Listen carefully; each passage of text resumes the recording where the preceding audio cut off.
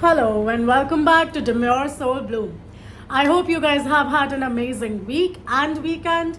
Given its equinox has already started. It's all about equal day, equal night. It represents balance, harmony, and that equal light and equal dark within you. That shadow work that you might have to do it this week, alright? It's very, very important. And to help you out with your shadow work, today's topic is all about anxiously attached people, where it comes from, what are the triggers, and how to heal from it. Right? So, what is anxious attachment? Tell me, have you ever felt unsatisfied in your relationships? Have you ever felt that no matter what you do, no matter how far you go, no matter how much you erode yourself, the relationship is just not enough? Something is always missing, and no matter what you do, the equal amount of love is not poured back to you. Well, there might be good amount of chances that you might be anxiously attached. You know, as an anxiously attached person, most of us feel that we are always on the brink of being abandoned. Like just this one decision and boom, they will leave us. Boom, they will not be around. Be it in your romantic relationships, your friendly relationships, your parental relationships, wherever you have this anxious attachment, it will always be out of fear of abandonment and low self-worth. You will have such a low self-worth that any Tom, Dick and Harry can come and tell you that you are not good enough, and you will just accept it because you don't have that self-worth and it is not your fault. As a child, you grew up in an environment where insecurity, intrusiveness, pushing away, overwhelm was very natural. You grew up in an environment where the caregiver, the people we looked up to, they pushed us away at times where we felt very abandoned, where we felt disregarded for. And there were times when they were so intrusive, so overly preoccupied with our lives that we did not learn how to regulate our own emotions. We did not have the space to regulate our own emotions. Most probably, you might have grown up in an environment, where only one figure was supreme. Like you had to just look out for their reactions, you had to predict their responses, you had to take care of everybody's responses so that you could have peace. You took it as your responsibility to look out, to keep the peace in the house, even if you were a child. You grew up so fast, you matured for your age so soon that you forgot to enjoy life, you forgot to enjoy yourself, you forgot to learn those secure attachment styles. Anxiously attached people always go for their phone, keep on checking their social media so frequently. They keep on looking out for validation. They keep on looking out for people to recognize them. They keep on looking outward for the love. They keep on looking out for everything that could make them feel secure. They keep on putting their emotions as a responsibility on others because they had to take responsibility of the emotions that they were not responsible for ever since childhood. And therefore, you do have anxious attachment, and that is all fine. You have nothing to curse yourself for. Like, why would you curse yourself? It's okay. There are so many people anxiously attached. I am anxiously attached in my romantic relationships. I used to be anxiously attached in my romantic relationships. And now, after I have understood that where it is coming from, why do I feel the need to please people all the time? Why do I have difficulty putting up those boundaries which I so badly want to put out? It makes sense to me. It all makes sense to me. I learned it from sources that were always my go-to. My caregivers were my people who taught me that I always had to look out. I always had to predict everything no matter what happened. I was always preoccupied. In my romantic relationships, I was so preoccupied with what my lover might feel, what my lover might do, that I used to pick up fights which did not even exist. I used to be so insecure that the person is going to leave me that I would sabotage the relationship by continuously bickering on them, or using manipulative ways to get that reassurance, or using manipulative ways to get my way out of it, to get the love that I was seeking, because I expected that kind of love in my romantic relationships. But I did not realize that my expectations, if one person does not meet them, there will be somebody who will meet them. But that does not mean that my entire world should end with this one person. We put a lot of people who anxiously attach end up putting a lot of responsibility on the person in front. We end up putting that person on a pedestal that they will know everything. Even if we don't communicate, they will know, because communication was not taught to us, and whenever we communicated, we were overlooked, or we were shouted at, or we were scolded. So it became very unnatural for us to actually communicate what we were feeling, or what we wanted, or our needs. And that is okay. Realize that when you are anxiously attached, be it in a romantic relationship, be it in a friendship, jealousy is very common. Jealousy is so common in any relationship that we share if we are anxiously attached, that we end up creating situations in our head that do not even exist, that do not even matter. Like, we just go like, what if? Those what ifs stick by so long and for so many, you can say, years, that we end up believing that the what ifs are our reality, and the present that we are in with whatever we have does not exist, because we do not really acknowledge the present. For us, we get triggered if somebody cheats on us, if somebody does not respond to us within the time frame we want them to, if someone does not call us, if someone goes out with somebody that we might not know about, or if someone reaches a particular destination and then lets us know that they are there, we get triggered. Those anxious attachment styles get triggered. And it is in these moments that is your responsibility to remember that others' emotions are not your responsibility, but your own emotion is your responsibility. If you're feeling sad or angry, or you want to cry, or you want to shout, first understand why is that emotion there. If you don't understand why is that emotion there, you will never overcome your anxious attachment style. Own up to your emotions, because nobody else can make you feel something that you are not ready to feel. Till the time you do not want to feel those emotions, nobody can make you feel those emotions. If you are in a relationship and you already have it in your head that I am so annoyed with this person does not understand me, this person does not talk to me, this person does not let me know anything, this person does not respect me, all of that is valid. But where are those emotions coming from? Why are they coming? I am frustrated. Why? Because this person is not texting me right now. Even if this person is not texting me right now, why am I making up to be that they don't care for me? Like, why am I putting in this reaction to their behavior? Like, I don't know why they are doing it. I don't have the awareness yet. But since my past, my childhood, my experiences show that when people don't text, it is because they don't care, or it is because they are just done with me, or it is because they are going to leave me, that anxious attachment triggers and those emotions come up. So it is okay. It is okay to have emotions, but it is imperative. Like, it's absolutely important for you to work on those emotions. To realize that, okay, I might have been anxiously attached for so long, for I don't know how many years. But now I have the choice to go for a more secure attachment style.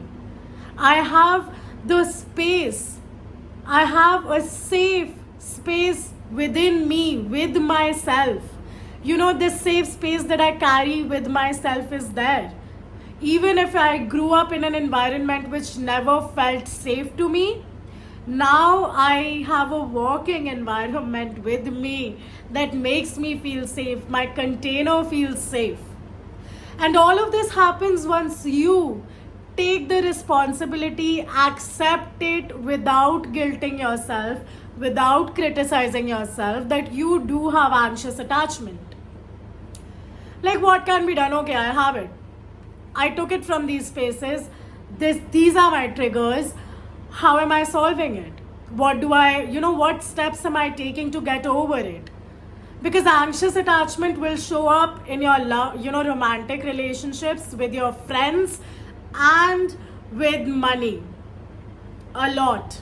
And you will have to recognize those spaces when it comes up, when it is there to stay, when it is there not to stay, when you want it to go. It is all on you. You have to make the decision. At the end of the day, for so long I have been saying it is your choice. It is your choice to make, change, break, whatever you want to do. It is your choice. Start putting yourself on that pedestal and realize that the lack of boundaries that you have, the difficulty that you have putting forth boundaries, the difficulty that you have with people pleasing, like you are such a big people pleaser that you forget you exist. Overcome these. These are the primary reasons why you are anxiously attached, because you attach your worth to what others think of you, to others' opinion of you. You don't attach your self-worth to your opinion of you. I get it. A question might come up, that how do I know what is my opinion?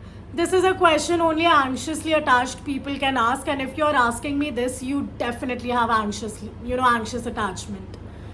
Like, why would you ever ask what is your opinion of you to somebody else? Like, literally, why? Isn't it your opinion for a reason? Like, why would I even say your opinion if it did not quite literally mean that it is yours and not anybody else's to define, right? So, how do you heal from anxious attachment? In order to heal from anxious attachment, you need to meditate. That is one thing. But what you should choose to do is your mindfulness practices, be it journaling, be it breath work, be it going out for a walk, be it giving yourself more time. And especially, like, this is one of the biggest solutions that you could employ, and that is focusing more on alone time. How do you feel when you're alone? What are you doing when you're alone? How do you cope with the emotions that come up when you're alone? Start spending time with yourself. Don't feel that you're lonely. You're only lonely when you fear that and somebody else is having a better time than you are having. And if you feel that somebody else is having a better time than you are having, then what is your definition of having a better time? What do you feel that, is a better time for you? Do not include people. I know that social interaction, social connection are human needs. You definitely have to go for them, yes, but you also have a choice to form a relationship with your own self. Focus on the relationship with your own self, where you realize that self-compassion can actually change a lot of things, that positive self-talk can actually change a lot of things, right? So these are few of the things that you can do to actually overcome your anxious attachment. And over time, when you put forth those strong boundaries, you are no more a people pleaser. You only please yourself and not others.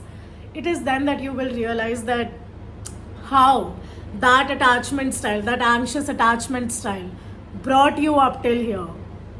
Made you this person that you are today, this confident person. Anxiously attached people have a very low self-worth. But people who are securely attached, they have a high self-worth. They realize their value. They realize their worth by themselves. Not by what other people are telling them, but by their own judgment, by their own intuition. They trust themselves to that level. They believe in themselves to that level. And in order to bring that belief and that trust in yourself, you will have to show up for yourself in ways that you expect others to show up for you. You will have to show up for yourself in ways that you don't even imagine you could have. But yeah, you will have to learn those things. If this sounds tedious for you and your old life where you are pleasing others, never satisfied, if that is what you want, go ahead, live it. But if you're on this video watching it up until now, you are already in the process of change, because whatever I have said out here, it's pretty powerful. Whatever I have put out here is so powerful that it will shift something within you. I know, you know. Take a step on it, don't sit on it. How long will you sit on it? Given the equinox week, it's all balance and harmony. Balance your shadow self, your light self. What is the light self? Your conscious mind. What is the shadow self? Your unconscious mind.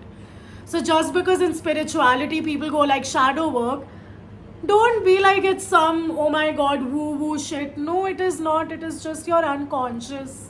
We just like to make things sound nice, a little less complicated, a bit more fun. That's it. Right? And now we'll get into your tarot reading. But for that, I need to realize where did I keep my deck. Oh my god, I have so many things around. Okay. Just give me a second, I'll get the tarot deck. So get ready for your tarot reading today.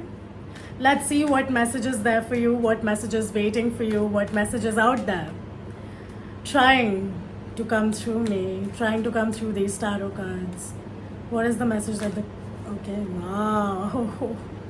Damn, okay. Five of Wands. It is basically, it shows people fighting, but honestly, it's more like you fighting in your head to show your worth. Yeah. Five of Wands is basically, Wands signifies the air sign, and air is all about your mind, your head. And whatever self-worth you hold, whatever dignity, whatever respect you have towards your own self, fight for it. Don't be in conflict that, oh my god, should I love myself? Should I give myself the attention? Should I spend that time? Should I spend that money on that dress? Or like whatever it is. That should I do it? Should I do it? Come out of it. Like literally come out of it. Come out of your what ifs. What if. Like, you don't have to stay in your what ifs. Especially for those anxiously attached people out there. You do not have to live in your what ifs. Like literally, you do not have to picture a negative situation and live it out. No, you don't have to. Your fear of abandonment is what is leading you to do that. Stop fighting yourself. Stop fighting your own worth. Stop fighting your own respect for yourself.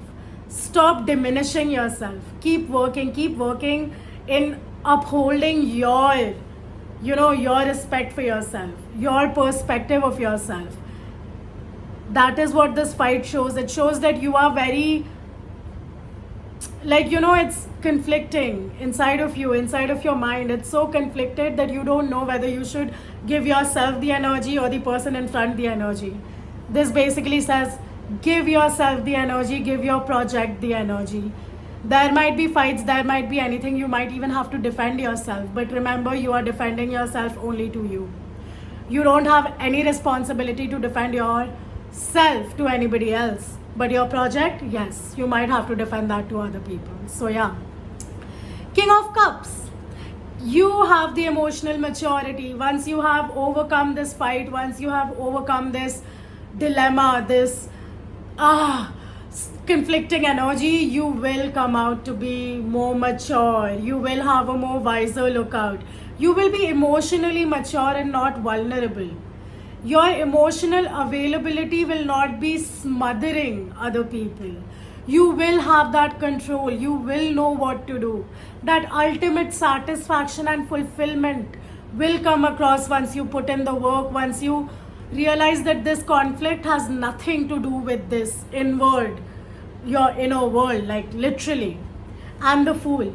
Once you do the work, you receive the fulfillment, you have a new path ahead, you have new beginnings ahead, so many new beginnings. The Fool is like The fool is literally standing on the peak of a mountain. It can see so many opportunities, it can see so many things in front of it, and that perspective, that view, those ideas will only come once you have received, once you have, owned in your work, owned in on yourself. Like literally. Three of Wands and Judgment. Three of Wands is basically you have done your work. The thoughts that you had which were conflicting, once you have reached the Fool period, you have obviously done your inner work, you have done your mental work, you have done your perspective shift, you've done everything. You are looking at new opportunities, you are looking outside of those thoughts to find something that will, invigorate you, energize you. And that happens with the Judgment. It will come in and it will be a divine judgment where you will get whatever you want, whatever opportunities you are seeking, you will get. Like literally, all these cards are going to repeat the same message. Therefore, yeah, that's your tarot spread for today and for the upcoming week. And I hope you do stay tuned in. Please do comment and subscribe so that even I am excited to make these videos. I know that I am helping you out there. And I really, really would love any positive criticism or any kind of criticism that you want to put forth so that I can better my work. I can better my perspectives. Thank you so much, and I hope that you have an amazing day. Thank you. Bye.